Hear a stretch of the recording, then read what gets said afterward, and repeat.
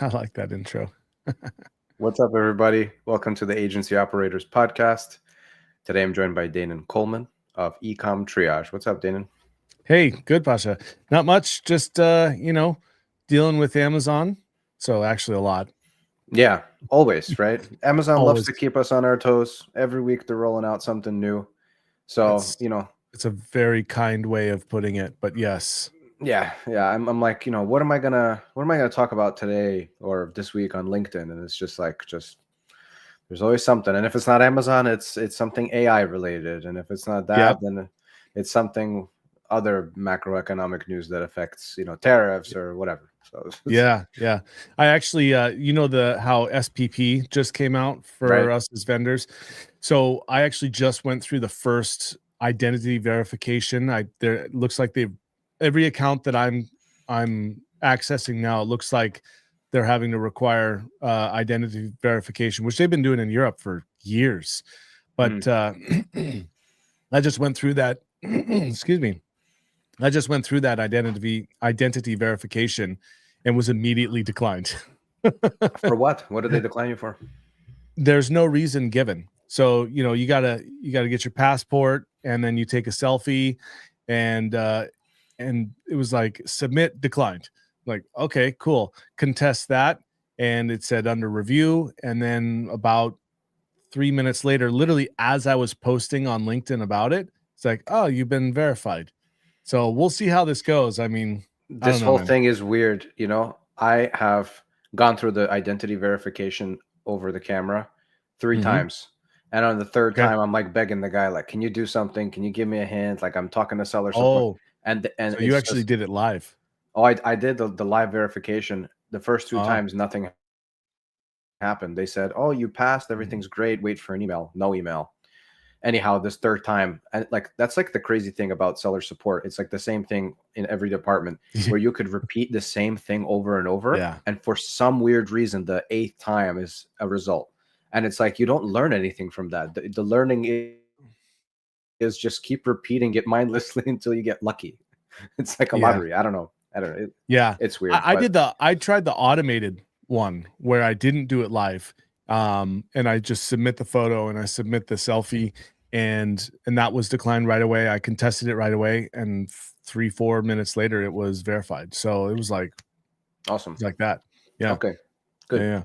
Well, Dan, But and I wanted to, I wanted to hop in and chat a little bit about some of the interesting Amazon topics that are kind of circulating right now. I'd love to get your take on some things, but before we dive so into that, curious, your history. I saw all of the work experience that you have listed out on LinkedIn, and I yeah. obviously recognize a lot of these companies and kind of seeing that you were in like senior positions in a lot of these managed by Stats and Carbon 6 and I'm Yeah. definitely curious how you got into the Amazon world in general, and then kind of what led you down the rabbit hole and start ecom triage and all that. Yeah. So ecom triage is a long time coming, but a really long time coming actually. So uh this is like a shocking statement, but how I got into Amazon is I got hit by a bus. I got hit by a school bus. I was incapacitated. At that time, I was a traveling salesman. This is back in 2010. Wow. And I was, in a wheelchair, had to relearn how to walk and stuff like that. And obviously I couldn't travel. I'm hopped up on painkillers and stuck in a chair and stuff like that. And so I had to figure out a way to make money on the internet. I knew it could be done. I started by outsourcing my ability to sell to a couple of companies that I had worked for before. And by happenstance, a buddy of mine that was running a supplement company that was owned by the company I used to work for when I got hit, um, said, I just put my vitamin on Amazon. And I was like, what? Like, I don't need to be GE with $43 bajillion of revenue and patents. And I don't need a science team of inventors and a, ivory tower think tank. And like, how do I do it? Yeah. And so he said, well, you can sell it too. I was like, well, done. And so let me see here. This is probably 3 months, maybe a little more, 3, 4, 5 months after my accident. So I'm still on painkillers. I think at this time I'm on a cane. I'm not all right up here, and so work for me was very hard. We won't go into what painkillers does to you, but there's a time and a place for them, and that's it. Hmm. Otherwise, they very negatively impact your life. I didn't have any issues with addiction or anything like that, but mentally, it was like I was just checked out partially. Anyhow, so we I started selling this product before I even had any inventory. I listed it, and the inventory was down the street. So as soon as I made a sale, this is pre-FBA. There's no ads. You know, Many listings didn't even have images. They were just text listings. And those that did had one image. You only had one image. And then, oh my gosh, you could use 3 images. And then it was 5, then 7, then 9. And now I think it's 12 or 14 plus video, plus A plus content. And that's how I did it is I would sell the product before I even paid for it and would fulfill it. I go buy a bottle and then go fulfill it manually using the box that I got from them. And so that's how I got into Amazon. And then it segued into I manage other people's brands on Amazon. And so the way I have always done Amazon, with the exception of my short forays into private label, which I actually I applaud and admire the people that do private label because it's a lot of work compared to what I do. I get exclusivity to a brand, I get the product on consignment, and I pay the brand once a month, or the manufacturer in this case, once a month for what sells. So I have no cash out. It's just sweat equity, and it's a partnership. So fast forward to 2018, I was pretty bored. My wife and I had done a bunch of traveling, and we'd spent around half the year on the road, just going places all over the US, the Caribbean, Europe, stuff like that. Not all over Europe, but then I went over to Philip Jepson, who created Managed by Stats, and I said, "Congratulations, I'm hired." What are you talking about? Why would I hire you? Because I was a beta user of Managed by Stats, and he knew that we were doing okay in life. I'm like, dude, I'm bored.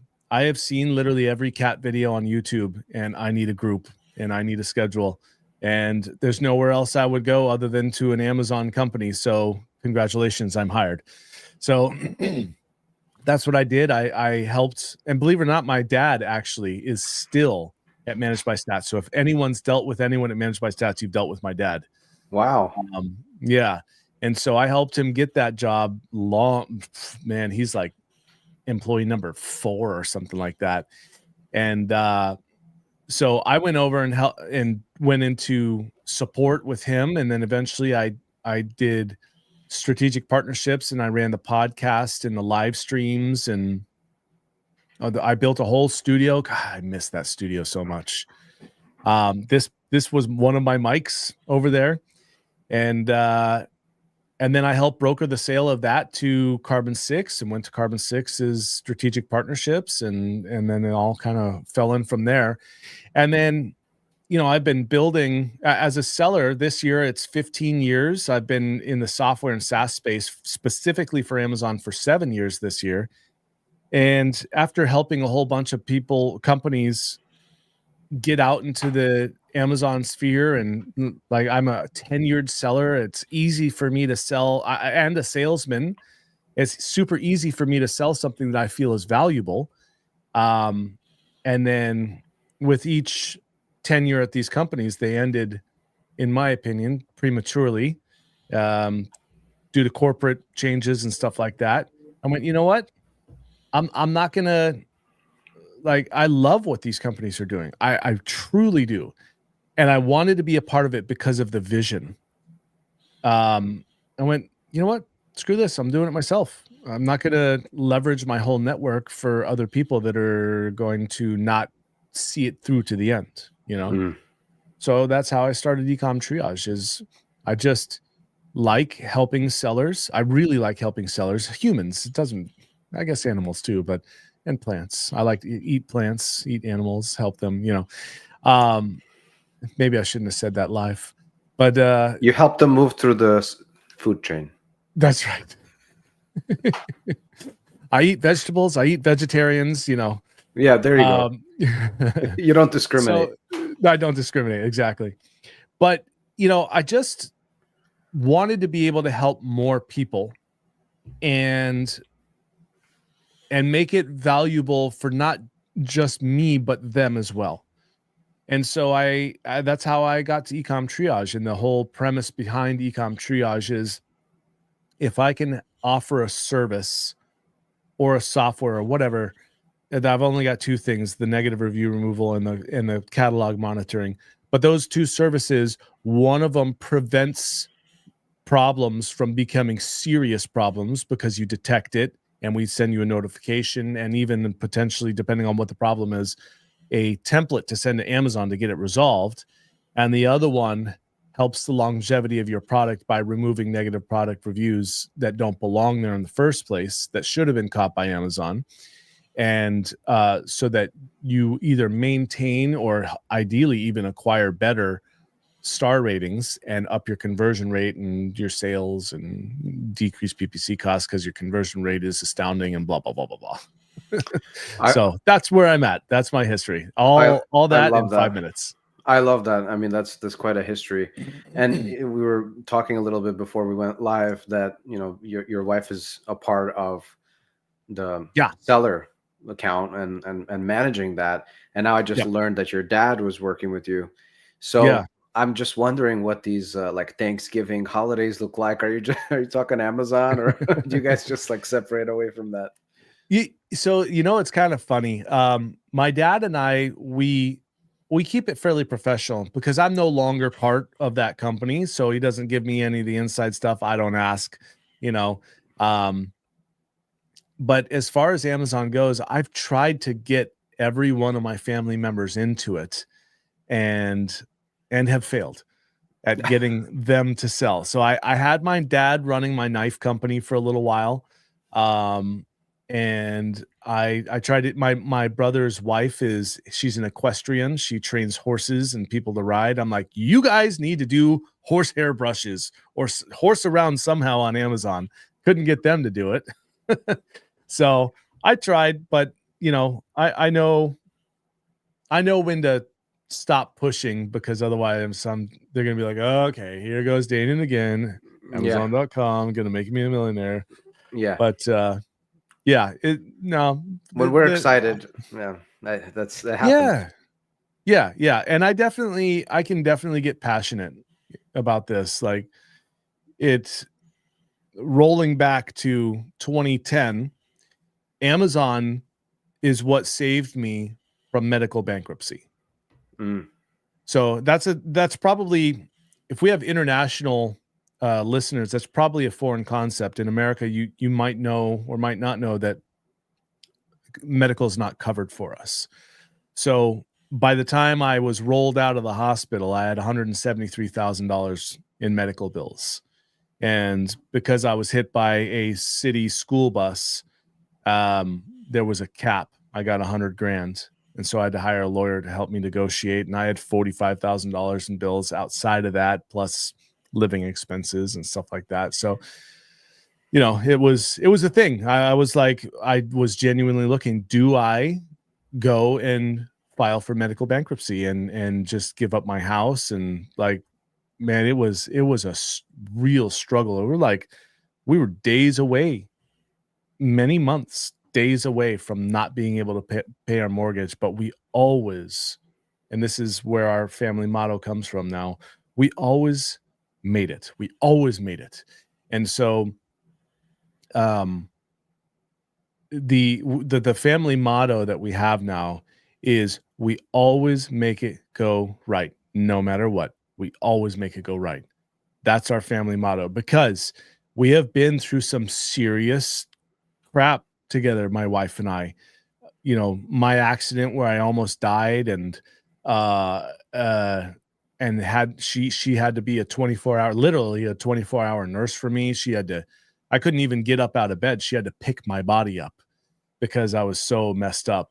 with broken bones and internals and all that stuff. Man, And then she had to help me sit in a wheelchair and cart me around. And awful, it's man. I'm sorry. been, I'm sorry to hear that, but it's like that's oh, like the weird thing, right? Like there's a silver lining to these kind yes, of exactly. stories, right? And Yeah, now life is good, and so you ask yourself, like, would life be good if I didn't get hit by that bus, exactly. right? And Exactly. so Yeah, life has a weird way to kind of like literally throw us around it in different does. direction, and Yeah. but you're right. Like in America, we have that kind of situation where there's, even if you get some type of like basic insurance, there's like all these limitations, and you know, you don't know actually until you're in a situation.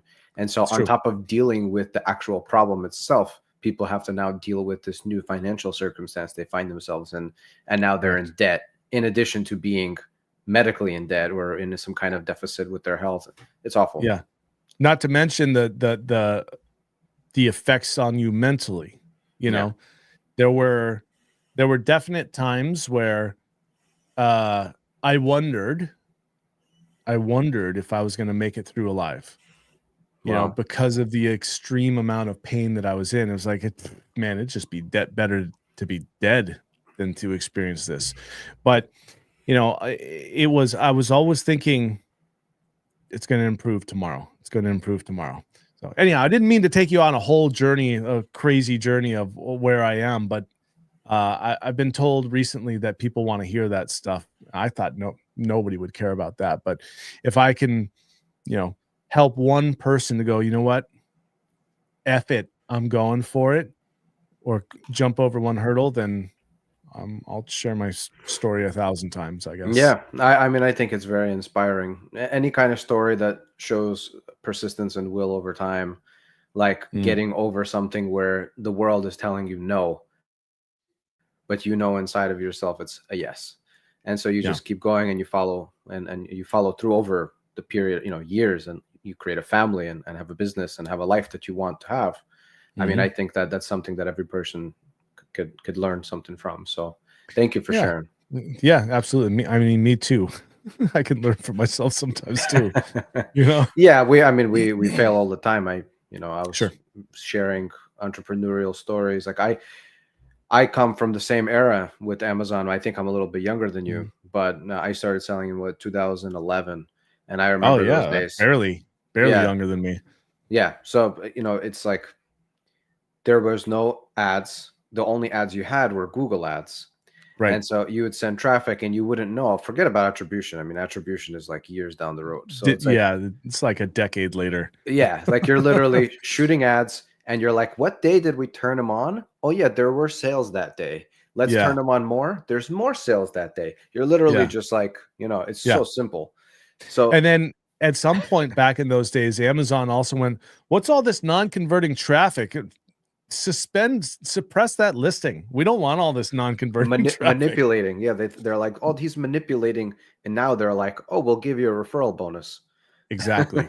They caught on, Stupid. they put the analytics in. But anyway, like, I've, aside from Amazon, in my entrepreneurial journey, I've done so many things. I was even Mm, walking through the streets of New York City at some point when I was in college. I had a private label brand. I think I was working a job, going to school, and then I'd happen to be walking to the park every day. And on my way to the park, I'd notice, like around spring or around fall, like the kind of cleanup periods, seasons, yeah. people would put their textbooks outside, or their whatever books, and I No way. and I You started started selling collecting. those. Oh my Man, gosh, you wouldn't there's so much believe money in those. stacks of money outside their front door. And all I had Oh to do yeah. was, you put it under your arm, you walk down the street back to your house, you put it up on Amazon, somebody buys a used book for like their kids going to school or some Yep. novelty thing. Man, thousands of dollars just Oh yeah. laying on the street. So I I'm like, remember those days too. yeah, yeah, and I had little like, barcode. Eventually, I got like one of those little fob scanners that I keep in my Yep. pocket, so I can like see on my phone how much is this worth. Is it worth me carrying this thing? So I did that. I did That's KDP. awesome. I had privately, and Oh a lot of yeah? a lot of the stuff didn't work. I even Yep. had a food truck in New York City when I was 18. Really? We wanted to convert it into cart. We started with halal food because that's what the cart was designed for, because halal food's everywhere. So Yeah. Anyway, I have lots of stories like that, but you got to fail and fail and fail, but that persistence keeps you going, and you never know where you might end up. Yeah. I think it was maybe it was Edison or I don't know, somebody back in those days who made the light bulb. It's not Edison. I can't think of it right now. Anyhow, good. Embarrass myself in live with my misinformation campaign. So somebody, uh, Bell or whoever it was, said I didn't fail 1,000 times when trying to make the light bulb. I found 1,000 ways it doesn't work. There you You go. know, and so if you remove your emotion from things, you'll be amazed at what you can learn. If you can observe without personal attachment of emotion to whatever it is you're looking at, you'd be surprised at what you see, you know? But a lot of people look at situations, look at scenarios, look at things through this lens of I have my preconceived ideas of what I want to see and what I believe of this thing, right? You should probably make this the primary image of this. But if you just allow yourself to remove your emotion from whatever it is that you're looking at, you will find something that you can take to the bank. You will learn a lesson. And so I do my best, and I'm not always the greatest at this. It's like, hey, you're a great dad. Yeah, but I yelled at my kids today. I'm like, okay, that doesn't make you a bad dad. Um, but and so if you look at business the same way, okay, how did I fail? Why did I fail? And I'm not talking about it's that person's fault or it's this person's fault or it's my fault I failed. Why? Why did you fail? Right. And then you go, okay, what are the scenarios that led up to this thing? Because there's always something earlier on the time track that led to where you are today. It didn't just suddenly happen. There are metrics behind that. Mm. Again, like at Managed by Stats, I looked at, God, it must have been thousands of accounts. And I started recognizing trends, going, that's about to fail. We shoot a message to the person, be like, hey, this is about to fail. They go, what are you talking about? My sales are great. Like, no. Look, 2 weeks ago. Anyhow, the point is if you look, you'll learn. And it's okay to fail as long as, to take another quote, you fail forward. That's right. Yeah, I love the fail forward approach. I have this one quote that I like a lot, spoken by a guy in our time, but in a completely different industry. If you're familiar with Michael Saylor of MicroStrategy, in the cryptocurrency space, there's this big. He has basically an investment fund. It's a lot to kind of talk about, but I follow a lot of macroeconomics and crypto. And Michael Saylor, his company owns, I don't know, $50 billion worth of Bitcoin, like 2 or 3% of the entire supply. So it's massive. And he just keeps buying over periods and everything. So he's a pretty smart guy in investment. And he has a quote that's pain is data. And so it's a very simple quote, but I apply it so often. Like once I heard that, something clicked because it's true. And it's what you just said. And it applies across all areas of life because pain is inevitable. And I think pain and suffering are actually two different things. I think that you can't go through life without pain, but you can go through life without suffering. That's where your personal choice comes in. So as long as you're like, oh, I'm aware that I'm experiencing some level of discomfort or pain, physically, psychologically, or emotionally, or whatever it might be from this circumstance, how can I actually take that and transform it into something that helps me? And it's like that power and that ability to transmute is actually what drives us forward and helps us to fail forward versus like, oh man, I messed up again, or my sales are down again. Like I'll never be good at this. And then it's just like, you talk yourself down and then you give up. Yeah. And here's another thing about sales being down. Once again, there are indicators earlier on the time track. If you're tracking your numbers, you'll know that the numbers are going to go down if you don't make a change, because some other contributing metric or a series of contributing metrics are crashing before your sales crash. Yeah. When it comes to the algorithm, I'm studying this a lot right now. I'm working with a guy named Brian Johnson in our industry. I know him. So DeepM, and he's, he has the whole conversion optimization, or actually rank optimization system that he's built with DeepM. And we're one of the early kind of users and early agency adopters of their technology. But we meet often and talk about things and, what they're rolling out. And it's just incredible the amount of factors that are involved in how you rank against your competitors. And Yeah. people think, like, when they open up an Amazon page and they look at what are your top 10 competitors, people believe on the outside that, man, my competition is solid. Like, these guys have sales, reviews, listing optimization. They're running ads. Like, how am I going to get past this wall? And actually, if you know how they're ranked and what's affecting their rank, and you're tracking it over time, you can see holes everywhere. And so it's like, I don't know how many data points. I mean, they're crunching millions of data points, that there's so much that goes into it. So there's, like, you can see that pattern if you know what to look for. 100%. Yeah. Yeah. That takes, and I believe that takes either a software that's based on time and experience, or you yourself have time and experience, right?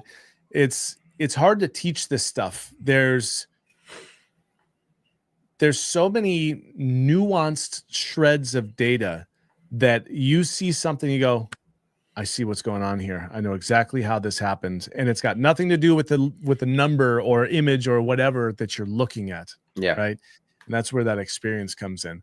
But yeah, man, I mean, the tools and services that have come out in our time in Amazon. I mean, dude, you remember what it was like? You and I, you should have been doing this at this time. If we wanted to do keyword research, the way that we did keyword research is we started typing something in the Amazon search field, and then the predictive text would give us the top search volume. And we go, cool, there's my keywords. Now let me see what products are showing there. Cool, who's product 1, 2, 3, 4, 5, up to 10. At that time, there was not 780 pages of products. There was like 17, 20. Vitamin C serum was a great one. Silicone spatulas, silicone baking mats. Oh, I sold silicone spatulas. Yeah, everybody sold. It's like, for sure, easy, right? You just go to Alibaba and you're just sourcing what everybody else is sourcing. And the competition, like, the moment that Alibaba went public as a company, they did their IPO. That's when everything changed. Like, I noticed like a huge change in the market, because they became like very well known that that's a business model. Then eventually Chinese sellers figured out how to sell. But there was there's golden age where you can just find anything almost. And even if other people are selling it, you just have your own version of it. And there's so much to go around, because it's like, these are all commodity items, most of them. So I'm in supplements. I've been in supplements ever since 2010. I'm a big fan of reordered products. I've got something like I think I have a 60% multi-order, like 60% of the people that buy from me order again. Oh, nice. And I've got one person that spent like 15 grand with me. It's crazy. Yeah. And I'm selling a $40 or $50 product, Very cool. So, like, you can take one client. Let's put it this way. If you've got a product that is consumable that people will come back for, then technically you could spend the entirety of your profit of the first sale to acquire that customer, because they're going to order from you 10 times, So if you can, it does take some time and some metrics and stuff like that. But if you can figure out your LTV is $1,000, you can spend $100 to acquire that person. That's the dream, right? It's like looking at lifetime value, I think is sort of a hack. That's something that was talked about a lot when I went to Accelerate last year. They were talking a lot, Amazon was pushing, this whole like AMC thing. It was only until like the last probably year that AMC was like accessible in a way that made sense for most people. It wasn't just like a bunch of data that you have to start putting into complex spreadsheets and try to make sense of it all. Now it's actually drawing these prediction charts and telling you what is your cost of acquisition, what is your lifetime value. It's combining DSP and regular advertising, and putting it all together and saying, oh, like, if I'm not looking at this at a month-to-month level and I'm actually understanding what the lifetime value is, maybe I can justify having a higher ACoS, and then you can take that to clients. and it's a different conversation. I mean, not every client, even if you draw it out for them really nicely like that, they'll still maybe not understand. Like you'll be Yeah. like, yeah, if we do like a 40% ACOS, your sales will go up, your profit will go up, but we have to look at it on a quarterly or a half-year time frame instead of month to month. They're going to be like, I don't know, I'm not convinced, but some people might get it, and yeah, but it helps a lot. Yeah, I mean, depending on the product and depending on the numbers and stuff like that, it's the more sophisticated business person that is going to understand the value of spending more up front. Most sellers, and this is getting less and less, but the majority of sellers, they're looking at their phone every hour. Ding, how many sales did I make? How many sales did I make? You know, I never did that. I looked at my numbers. I still look at my numbers once a month. Oh, nice. Yeah, because the daily resist the urge for the dopamine hits on your phone, right? Yeah, honestly, I don't even think I turned off I am logged in. I turned off notifications for it because it's just an interruption of my day, you know? Yeah. And granted, like I am also no longer the one that's running the Amazon. That's all my wife, but still she doesn't look at the numbers but once a month. You know, on the 5th of the month, all the numbers are for the month prior are done. We know everything, the returns that are going to happen. We get very few returns, literally like less than 1%. But the returns that are going to happen, those are usually done. And so then we just run the numbers and figure it all out and go, okay, we're up. Okay, we're down. So we run on a different time track. With that being said, we also don't run ads. So we don't need to be adjusting things on the daily. If you're running ads, it's a different story. Because if you run out of budget 3/4 of the way through your week, well, that's going to affect your sales, you know? Because I've seen that, and this is not industry wide, but it's prevalent enough that I can more or less make the statement for most that your organic sales, the rise and fall of sales will roughly match that of your PPC sales on a 2 to 3, sometimes up to a 6-week lag. But if you were to take that lag and cross them over, they approximate each other's rise and falls.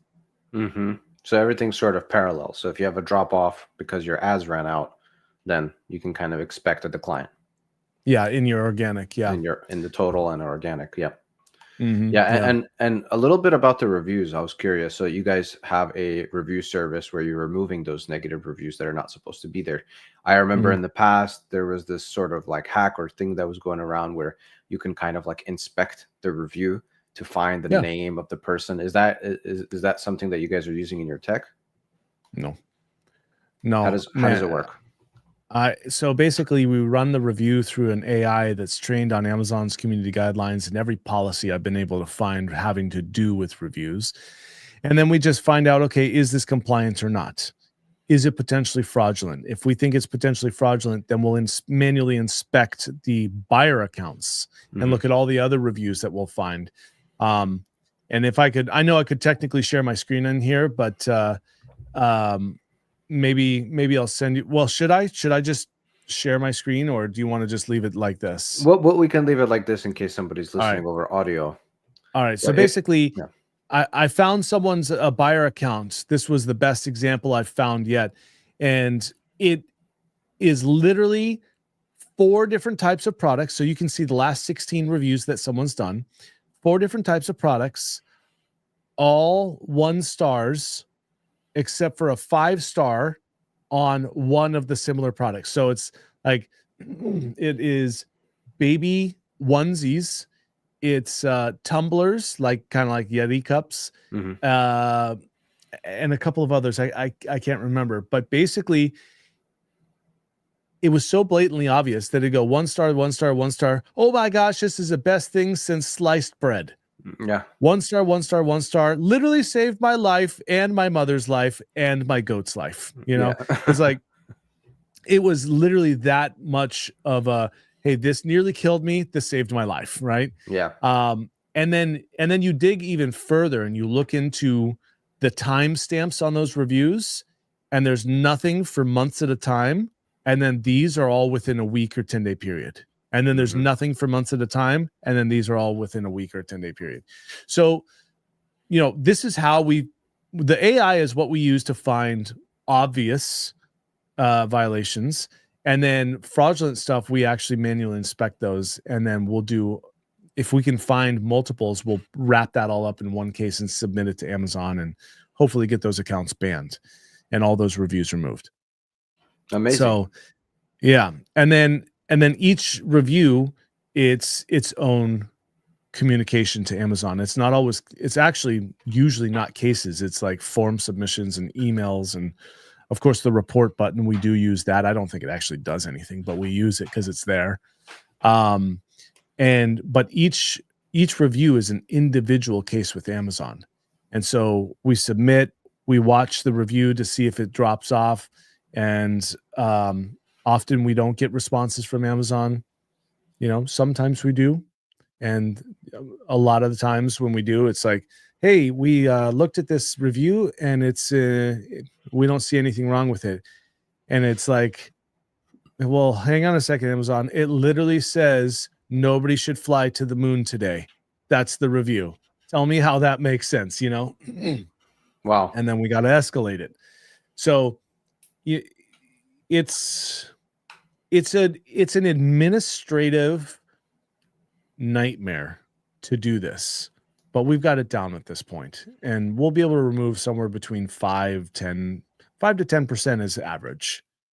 15% if you're pretty good. really yeah. It takes a lot of work though. I mean, I literally have full-time people doing this because it takes that much time. I can imagine. I mean, every single review, we're talking about an account that has thousands of reviews, right? And you're going to, like, is there like a limit to how far back you go? No limit to how far back we can go, but Amazon hides reviews now. So at first they made it so you could only see, at first you could see every one of them, which I think you should be able to, because that's what makes that product's rating, right? Yeah. Then they made it so you could only see the last 100. And then they made it so you had to be logged into an Amazon account to even see reviews at all. Oh. So these created some challenges for us. And we're still able to get most of the reviews, but if they've got 10,000 reviews, we won't get them all, because Amazon literally hides 9,500 of them. You can only see the last 100 reviews for each star rating. So, but even if we only got 50%, it's more than that. 60, 70, 80% is common. The more the reviews, the lower the percentage we get, but it's still so many thousands of reviews that we're still able to get a significant number of those removed over time. That's the other thing. Like, you can't just smash Amazon with 500 cases. That, makes them go pee-pee in their panties because they're so upset, Yeah. Nobody wants to make Amazon pee their panties. No, nobody wants that. And how do you charge for that? Is it per removal? Like, if you get a successful removal, then you pay type of thing? Yeah. Cool. So I've got a one-time setup fee, and then it's pay for performance after that. So if I think it's fair. I mean, we have to do so much work just to get that first review removed. Like, you would think I submit a case in a perfect world, I'd submit a case or 2 cases or 3 cases and get 1 or 2 reviews removed. It's nothing like that. It's nothing. It's so much more work than that. And I wish it wasn't, and the day that it isn't, a huge success for Amazon sellers, because now everyone can do it themselves and nobody has to pay for it other than maybe having a VA. And I hope that day comes. I'm a seller too. I would hate to have to spend money with me to do a job that should be easy to do. It should be as easy as feedback removal. It's click, report, off topic or review or whatever. Boom. Amazon strikes it out. We take responsibility for this. We're so sorry. Of course, they still display it. Thanks. Yeah. But it should be that easy. It really should be. Yeah, and they've had that system forever. That automat, like, it's been years that they've had that, and then on your listing where it actually matters, they don't. Yeah. Go Go Only figure. the wholesale guys really care about their up to a certain point, really care about feedback removal. Yeah. And I've had quite a few ask me for it. I'm like, you don't need me. You know, you don't need me. You're going to spend way more money than is necessary. Just click that button. Have somebody go check it every now and again. Click the button. Make sure it's not more than 90 days old. That's it. Yeah, you go in every month and just like how Yeah. many negatives are you going to have? It'll take you 5 minutes, right? Literally 5 minutes. Yeah. Yeah. So I've had people say, well, I want you to do it. I'm like, no, I'm not going to do it. It's not worth your money. Just hire a VA, you know? Well, so yeah. Danon, this was really fun. I really enjoyed talking with you and hearing about your story. And how can people find you if they want to, learn more about the review service and what you guys are doing? I'm usually on the beach. No, just kidding. Ecomtriage.com. That's my website. You can get a hold of me there. I'm on LinkedIn as well. Danon Coleman. I'm one of the few Danon Colemans on LinkedIn, so I should be fairly easy to find. But ecomtriage.com is where you can get an idea of what I do and get a hold of me there. And if anyone wants, it's a free audit. So if you give me just any of your ASINs, I'll run an audit and let you know what I find and what I think I can get removed. So in case anyone wants that. Sweet deal. All right. Man. Cool. Thanks again, Danon. Thanks everyone for watching. See you in the next one. Bye, everyone.